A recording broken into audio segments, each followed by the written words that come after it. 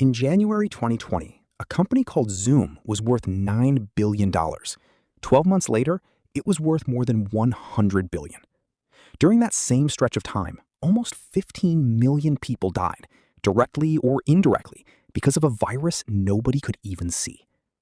Both of those things happened at the same time, on the same planet, for the exact same reason. The COVID-19 pandemic wasn't just a tragedy. It was the single most transformative event the modern world has ever lived through. And that's a hard thing to admit because the cost was enormous. Today, we're doing the most uncomfortable exercise possible. What if it never happened at all? What would the world have gained? What would it have lost? And why isn't the answer as simple as it sounds? Let's start with the hardest part to hear.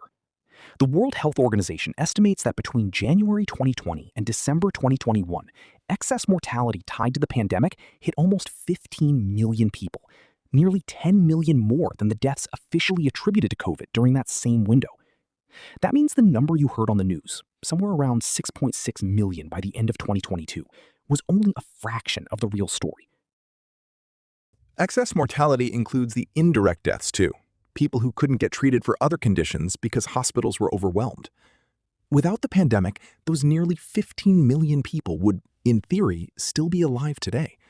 But the damage didn't stop at the death toll. It completely rewired how the entire world functions.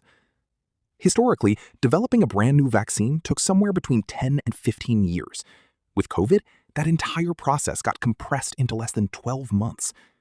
mRNA technology, the same kind now being studied for cancer treatment and other diseases, had been sitting in labs for decades, but it had never been tested at a global scale. The urgency of the pandemic forced years of research to happen in parallel, at a speed science had genuinely never seen before. Without the pandemic, that technology would probably still be stuck in small-scale trials, years behind where it is right now. That doesn't make the tragedy okay, but it's a real fact. The world only found out how fast it could move because it had no other choice. And here's where the story completely flips, because while hospitals were fighting for survival, the business world was getting rewritten in record time. Zoom, a tool almost nobody outside the corporate world had even heard of, grew revenue by 88% in 2020 and another 326% in 2021. "Let's hop on a Zoom" became a phrase everyone on the planet started using. Amazon had the biggest nominal revenue jump in the company's entire history, over $100 billion added in a single year. Peloton sales doubled. Their stock shot up more than 400%. People couldn't go to the gym, so the gym moved into their living room. And delivery apps like Uber Eats grew 135% in the US alone in 2020. Restaurants that had never delivered a single order in their life got forced to reinvent themselves in a matter of weeks, or shut down for good. But for every company that took off, plenty of others didn't survive. JCPenney, a department store chain with over 850 locations and decades of history, filed for bankruptcy. Hertz, a global rental car giant, went under with more than $1 billion in debt. No travel, no tourism, the entire business model just stopped making sense overnight. Entire gym chains couldn't survive months of closed doors. And in the US alone, more than 6,000 bars and nearly 8,000 restaurants closed permanently. Family businesses, built over generations, wiped out in a matter of months. The pandemic didn't create these problems out of thin air. It acted like a brutal accelerator. It pushed everything that was already standing on the edge straight over it. Before 2020, remote work was a privilege reserved for a handful of companies. Overnight, millions of businesses were forced to find out it was actually possible, and that, in a lot of cases, it worked just as well, or better. Slack's market value jumped more than 30% in a matter of weeks. And here's the part that matters most. Once the worst years of the pandemic passed, most companies never went back to a fully in-office model. Remote work, once treated as taboo, became the standard, permanently. Right alongside that came a quieter shift, the way people connect with each other. Video calls with family, once rare, turned into a habit that stuck around long after the pandemic ended.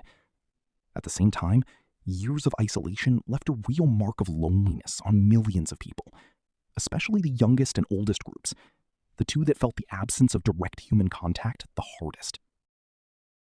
Digital health, ed tech and fitness tech startups raised over $41 billion in funding combined in 2020 alone.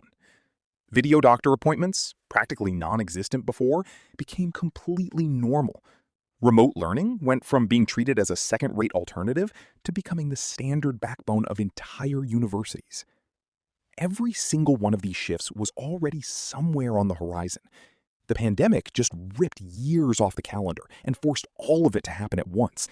Everything from rural broadband expansion to app-based delivery showing up in small towns that never had that option before. Maybe the most uncomfortable effect of all was this. The pandemic exposed in hard numbers an inequality that had always existed, but was easy to look past. In the United States, the excess mortality rate was significantly higher than in Europe. Researchers calculated that if the US had experienced a rate similar to Europe's, there would have been 36% fewer excess deaths, hundreds of thousands of lives, just based on how differently each region structured its healthcare system. Without the pandemic, that inequality would still exist. It just would have stayed quiet, with nobody measuring exactly how big the gap really was. So, what if the pandemic had never happened? Nearly 15 million people would probably still be alive. Zoom would still be a niche tool nobody's heard of. JCPenney, Hertz, and dozens of century-old brands would probably still have their doors open. Remote work would still be the exception, not the rule. And technology you use every single day without even thinking about it would still be years behind, stuck in early testing. There's no comfortable answer to this question. There's only the complicated truth. Humanity paid an enormous price, and at the same time, found out in real time exactly what it was capable of when it had no other choice. If this made you think about how many things in your own life changed after 2020, subscribe, drop a comment, and tell us what changed for you. And if you lost someone during that time, this video is, in some way, for them too.